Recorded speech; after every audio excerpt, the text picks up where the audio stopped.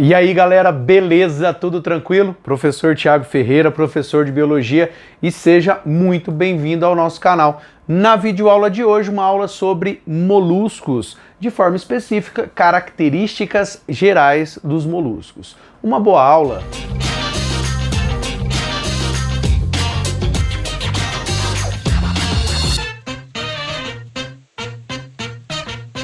Bom, galerinha, beleza? Dei uma ajeitada aqui. Se você procurar no canal, existe já uma outra aula dentro do grupo dos moluscos, trabalha também características gerais.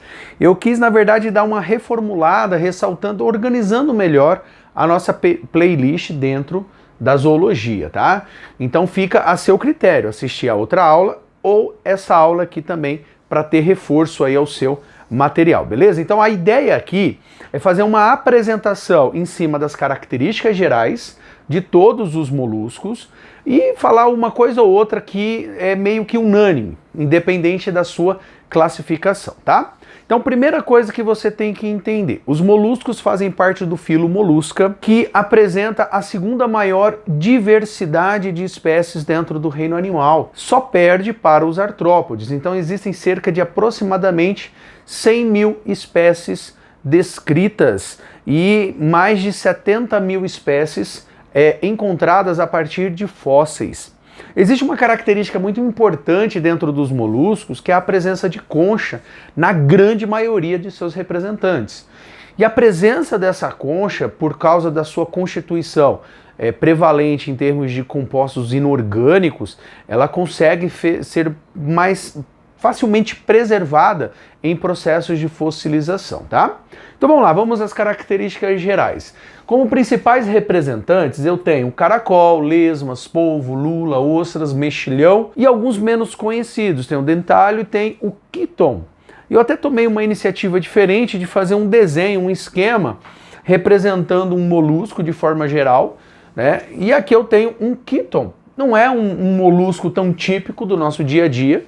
Ele é um molusco encontrado exclusivamente em ambientes marinhos, certo? Bem pequenininho, mas já nós vamos comentar um pouquinho a respeito de sua estrutura, tá? Todos os moluscos, eles apresentam o corpo mole, por isso a denominação moluscos, tá? Eu coloquei aqui em cima as características que já vem desde o grupo anterior, o grupo dos nemateumintos, dos nemátodas. Então eles são triblásticos, a presença de 3 folhetos embrionários, são protostômios, então durante o desenvolvimento embrionário, na fase de gastro ela vai formar inicialmente a boca e depois o ânus na região do blastóporo, tá? Apresentam assimetria bilateral. Se você olhar o nosso esquema, né? Eu fiz um corte nesse sentido. Aqui eu tenho a cabeça, que vai estar na região anterior, e aqui eu tenho o ânus, região posterior. Então, se você tem alguma dúvida em relação a essas características, principalmente simetria bilateral, acesse essa aula aqui que trata características gerais dos animais, beleza? E aí, por fim, eles ainda não apresentam corpo segmentado. Eu ainda não tenho uma organização corporal a partir da formação de metâmeros, que nós vamos ver só no grupo seguinte, o grupo dos anelídeos, tá? Nesse pontinho amarelo eu coloquei as características que representam novidades evolutivas. Então eu tenho 3 de grande importância, apesar de algumas apresentarem um ampliar de complexidades, mas novidades mesmo são essas 3. Então, sistema circulatório. Antes, até nemateumintos, eu ainda tinha ocorrendo ali por difusão, osmose. Aqui eu já tenho estruturas específicas que vão desenrolar o processo de circulação. Dentro da circulação dos moluscos, eu posso encontrar o sistema circulatório aberto e o sistema circulatório fechado.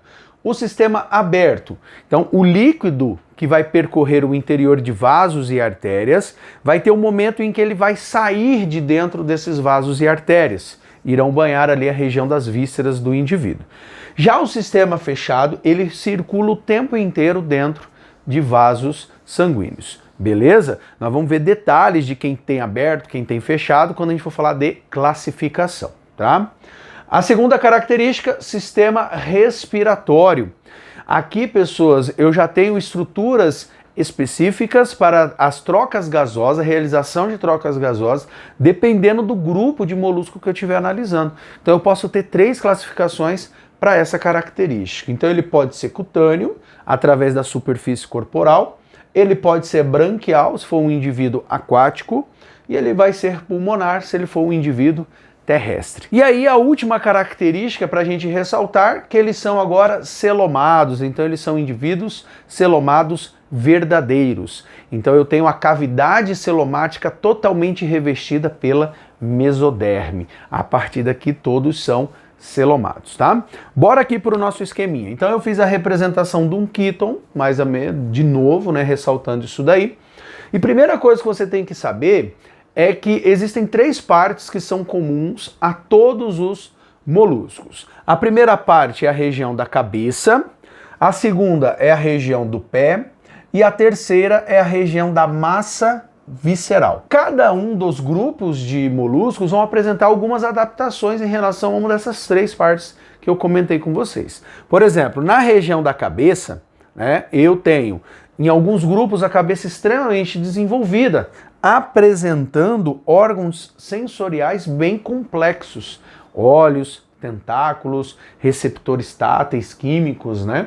Então, bastante interessante a região da boca, né, onde eu tenho ali o início do sistema digestório. A segunda estrutura, eu destaquei aqui a massa visceral. Então, a massa visceral vai ser todo esse conjunto interno onde estão os principais órgãos que fazem parte, né, da composição interna desse indivíduo.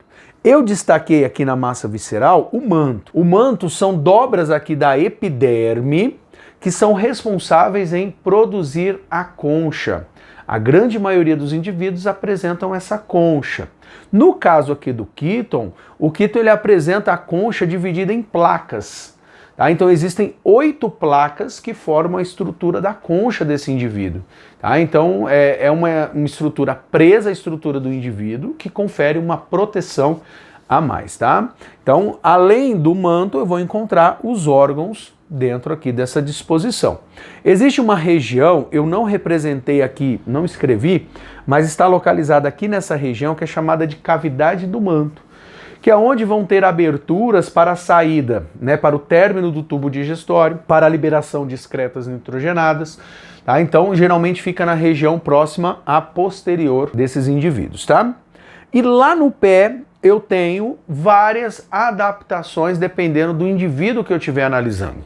Por exemplo, nos quítons, que fazem parte de um grupo chamado de poliplacóforos, eles apresentam um pé extremamente desenvolvido, rastejamento. Eles conseguem também proporcionar aderência. Mas a gente tem pés adaptados em tentáculos, se você pensar no polvo, na lula. Né? Você tem outros pés semelhantes assim, se você for pensar nos gastrópodes. Você tem pés escavadores, se você for pensar nos bivalves, beleza? São as 3 partes que você tem que se atentar em relação à estrutura corporal de um molusco. Então aqui eu ressaltei a boca e aqui é o ânus, né? Então aqui eu tenho um tubo digestório desse indivíduo. Nessa região, não sei se está conseguindo perceber, eu destaquei a rádula. A rádula é uma espécie de língua denteada que ela tem uma função muito importante na raspagem do substrato que é o alimento desses indivíduos. Nem todos os moluscos vão apresentar a rádula, tá? Então eu vou ter o tubo digestório, eu vou ter estômago, intestino, eu vou ter, por exemplo, um hepatopâncreas secretando enzimas digestivas. Aqui dentro eu vou encontrar gônadas, eu vou encontrar a estrutura responsável pela excreção. Então aqui o sistema excretor, ele já é caracterizado pela presença dos metanefrídeos. Então eu destaquei aqui, ó, que na região em contato com a cavidade pericárdica, né, a massa visceral em si, a cavidade celômica, eu tenho uma abertura que é o nefróstoma. Tá? Então aqui ele vai estar recolhendo os excretas, que podem ser ácido úrico ou amônia, dependendo do animal que a gente estiver analisando. E a liberação na cavidade do manto vai ser o nefridióporo, por onde que ele vai estar eliminando esses excretas nitrogenados. E para a gente fechar essa nossa apresentação geral, o sistema nervoso, ele ainda é do tipo ganglionar, mas o sistema nervoso aqui, ele é composto por várias regiões acumuladoras de gânglios. todos eles dispostos na região ventral do indivíduo, ligados por cordões nervosos. Então tem que ficar bastante atento em relação a isso. Então, por exemplo, eu vou ter o gânglio cerebral, que normalmente ele está organizado na forma de anel, em volta aqui do tubo digestório, tá? Eu vou ter os gânglios pedais ou pediais, ligados ao pé, gânglios viscerais, ligados à massa visceral. Então, bastante interessante esse sistema nervoso ligado, né, aos órgãos sensoriais do indivíduo que estão localizados na região da cabeça. Sistema digestório, sistema respiratório eu vou comentar ainda melhor, o sistema circulatório e a parte de reprodução. Eu vou fazer uma abordagem um pouco mais específica quando a gente for analisar a classificação desses indivíduos numa próxima aula, certo? Então essa é a parte 1, certo? De moluscos, representando características gerais, tá? Até já! Bom, galera, então eu espero que essa aula tenha contribuído para a sua preparação. Se você gostou dessa aula, eu gostaria muito que você pudesse se inscrever no canal, curtir, dar aquele like, se você puder compartilhar, divulgar para os seus colegas, vai ajudar na divulgação do canal, tá? Se você quiser me seguir nas redes sociais, então você me procura lá no Facebook, no Instagram, onde eu posto ali alguns materiais durante a semana de biologia, tá bom? Então, mais uma vez, de coração, muito obrigado pela sua presença, bons estudos e fui!